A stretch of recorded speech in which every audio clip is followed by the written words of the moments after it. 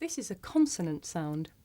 You can hear it at the beginning of the word nice, in the middle of the word funny, at the end of the word sun, and at the beginning and end of the word none. In English, we make this sound with the tongue behind the teeth. N. And when you make this sound, you should be able to feel a vibration in your nose. N. Now let's practice. Listen and repeat after me. Nice. Funny.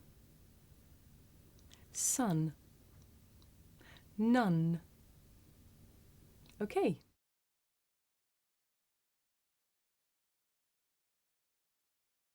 It can be difficult to tell the difference between this sound, n, and another similar consonant, n, which is made much further back in the mouth. Listen to these examples. Sun, sung. Can you hear the difference? Let's try.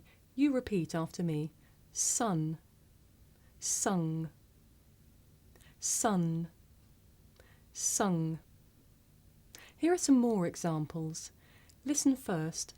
Pin, ping, ran, rang, thin, thing, wind, winged.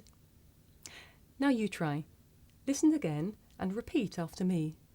Pin, ping, ran, rang, thin, thing, wind, winged. Okay. Please consider subscribing. Thanks.